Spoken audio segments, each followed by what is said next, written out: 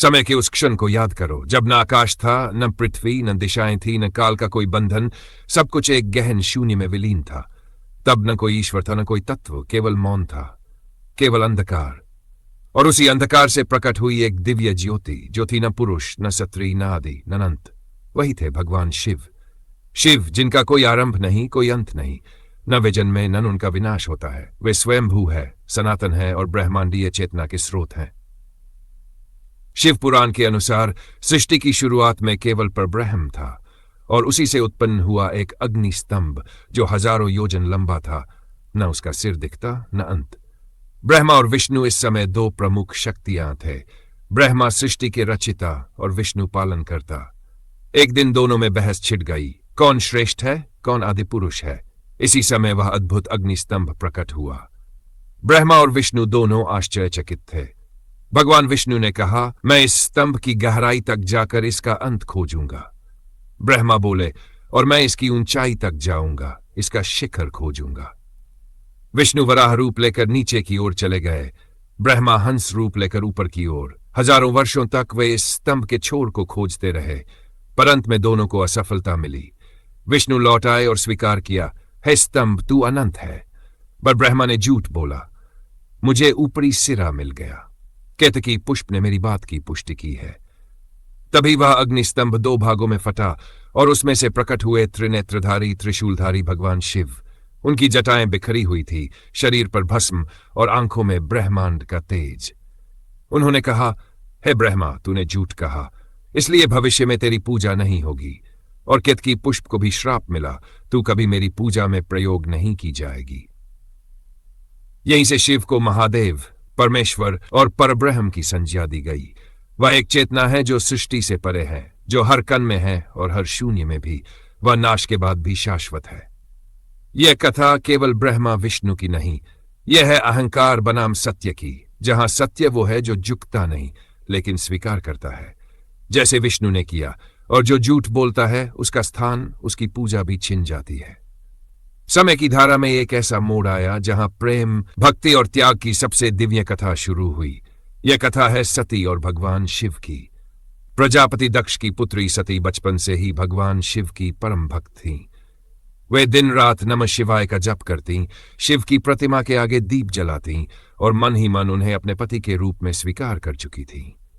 लेकिन दक्ष, जो स्वयं ब्रह्मा के पुत्र थे, शिव को एक ओघड़, श्मशानवासी और बिना कुल का देव मानते थे। उन्हें नहीं भाया कि उनकी पुत्री ऐसे विरक्त देव को पूजती है। जब सती ने अपने मन की बात प्रकट की, तब दक्ष ने इसे अस्वीकार कर दिया। लेकिन सती ने यह ठान लिया कि वे शिव को प्राप्त करेंगी, चाहे कोई उन्हें समझे या न समझे। वे अकेली हिमालय की गुफाओं में चली गई और वर्षों तक कठोर तपस्या की, बर्फ में बैठकर ध्यान, बिना अन्न जल के दिन रात शिव की साधना। अंततः भगवान शिव उनके प्रेम और भक्ति से प्रसन्न हुए और सती को अपनी अर्धांगिनी स्वीकार कर लिया। विवाह का समाचार फैलते ही कैलाश से एक विचित्र और भूतमय बारात निकली। नंदी आगे, शिव पीछे, सिर पर चंद्र, गले में नाग, शरीर पर भस्म, भूत प्रेत गाना बजा रहे थे। ये बारात देखकर देवता भी चकित रह गए। विवाह संपन्न हुआ और शक्ति का शिव से पुनर्मिलन ब्रह्मांड में संतुलन का प्रतीक बना। परंतु सुख अधिक दिन नहीं टिका। कुछ समय बाद दक्ष ने एक भव्य यज्ञ का आयोजन किया, जिसमें सभी देवताओं को आमंत्रित किया गया, लेकिन शिव को नहीं। जब सती को यह पता चला तो वे बिना आमंत्रण ही पिता के घर यज्ञ में पहुंच गई। वहां जाकर उन्होंने देखा, ना तो शिव का आसन है, ना उनका नाम। दक्ष ने शिव का अपमान किया और सती की भक्ति का उपहास उड़ाया। यह सुनकर सती का हृदय जल उठा। उन्होंने यज्ञ की अग्नि में कूदकर अपने प्राण त्याग दिए। यह समाचार जब कैलाश पहुंचा तो शिव का धैर्य टूट गया। उन्होंने अपने जटाओं से वीरभद्र और भद्रकाली को उत्पन्न किया, जिन्होंने यज्ञ स्थल पर जाकर सब कुछ विध्वंस कर दिया और दक्ष का सिर काट दिया। शिव स्वयं वहां पहुंचे, सती के जले हुए शरीर को उठाया और पूरे ब्रह्मांड में घूमने लगे, कभी मौन, कभी तांडव करते हुए। सृष्टि में कंपन हो गया। अंत भगवान विष्णु ने सुदर्शन चक्र से सती के शरीर के टुकड़े कर दिए और जहां जहां वे गिरे वहां शक्ति पीठें बनी। यही है सती की कथा, जो मृत्यु के बाद भी अमर रही और पुनः जन्म लेकर पार्वती के रूप में वापस लौटी। सती के आत्मदाह के बाद पूरा ब्रह्मांड जैसे मौन में डूब गया था। शिव, जिन्होंने सती के प्रेम को अपनी आत्मा में बसाया था, अब पूर्ण विरक्त हो चुके थे। वे कैलाश छोड़कर श्मशानों और निर्जन स्थलों में जा बसे, ध्यान और मौन में लीन हो गए। परंतु ब्रह्मांड में संतुलन आवश्यक था। शक्ति के बिना शिव अधूरे थे और शिव के बिना शक्ति अपूर्ण। देवताओं ने ब्रह्मा से प्रार्थना की कि शिव को पुनः संसार से जोड़ा जाए। तब ब्रह्मा जी ने घोषणा की कि सती, जो आत्म बलिदान की मूर्ति थी, वे पुनः जन्म लेंगी और इस बार हिमालय राज की पुत्री बनेंगी। कुछ समय बाद पर्वतराज हिमवान और रानी मैना के घर एक सुंदर कन्या ने जन्म लिया, जिसका नाम रखा गया पार्वती। बाल्यकाल से ही पार्वती को शिव के प्रति अद्भुत आकर्षण था। वे शिव की मूर्तियों को निहारती, नमः शिवाय का उच्चारण करती और अकेले में बैठकर तप की बात करती। जब उन्होंने अपने माता पिता से शिव से विवाह की इच्छा प्रकट की तो सभी चौंक गए, लेकिन उनका संकल्प अटल था। पार्वती ने अपनी राजसी जीवन शैली छोड़ दी और अकेली वन में चली गई तपस्या करने। उन्होंने हजारों वर्षों तक निर्जल, निर्वस्त्र, निर्भय तप किया। वर्षा, बर्फ, गर्मी सब सहन किया, पर शिव का ध्यान नहीं छोड़ा। उनकी इस कठिन साधना ने तीनों लोकों को चकित कर दिया। देवताओं ने शिव से निवेदन किया कि वे पार्वती के प्रेम और भक्ति को स्वीकार करें। तब शिव ने योगी रूप में पार्वती की परीक्षा ली। वे स्वयं एक साधु के वेश में उनके पास पहुंचे और कहने लगे, तुम शिव से विवाह करना चाहती हो? वो तो श्मशानवासी हैं, भूतों के साथ रहते हैं, क्या तुम्हें कोई और नहीं मिला? पार्वती ने शांत होकर उत्तर दिया, शिव जैसे भगवान इस ब्रह्मांड में और कोई नहीं। मैं उन्हें अपने प्रेम से नहीं, अपने आत्मसमर्पण से चाहती हूं। शिव मुस्कुराए। वे स्वयं ही ये परीक्षा लेने आए थे। तब उन्होंने अपने वास्तविक रूप में प्रकट होकर पार्वती को अर्धांगिनी बनने का वरदान दिया। कैलाश पर फिर एक बार विवाह का आयोजन हुआ। देवताओं ने आकाश में पुष्प वर्षा की, नंदी ने डोल बजाया, ऋषियों ने वेदों का उच्चारण किया और शिव पार्वती का पुनर्मिलन हुआ। ये केवल दो आत्माओं का नहीं, दो चेतनाओं का मिलन था, शिव और शक्ति का, योग और भक्ति का, ब्रह्म और प्रकृति का। पार्वती के तप ने सिद्ध कर दिया कि प्रेम केवल भाव नहीं, तपस्या भी है, और शिव ने यह प्रमाणित किया कि जो समर्पण से प्रेम करे उसे ब्रह्म भी झुकाकर अपना लेता है।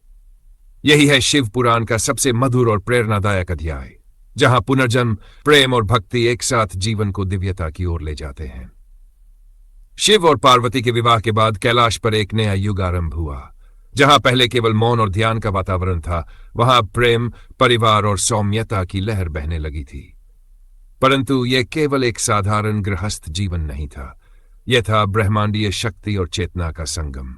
एक दिन जब शिव गहन ध्यान में लीन थे, पार्वती ने स्नान करते समय घर के द्वार की रक्षा के लिए अपने उबटन से एक बालक को बनाया। उन्होंने उस बालक को जीवन दिया और कहा, जब तक मैं स्नान कर रही हूं, कोई भीतर न आए, चाहे वह स्वयं भगवान शिव ही क्यों न हो।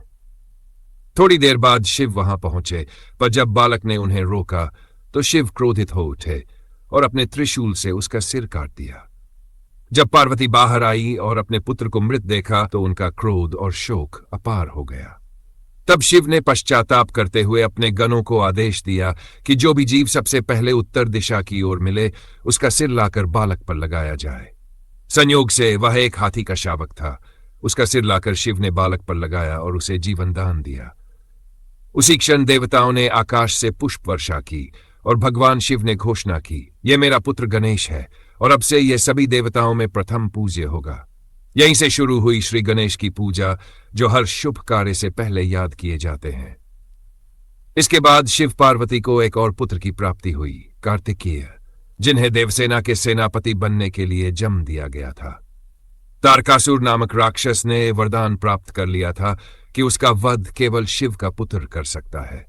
कार्तिकेय ने युद्ध कौशल सीखा और शक्तिशाली देवसेना का नेतृत्व करते हुए तारकासुर का वध किया। इस प्रकार गणेश और कार्तिकेय दोनों शिव पार्वती के पूजनीय पुत्र बने, एक बुद्धि और विघ्नहर्ता के रूप में, दूसरा युद्ध और शक्ति के प्रतीक के रूप में।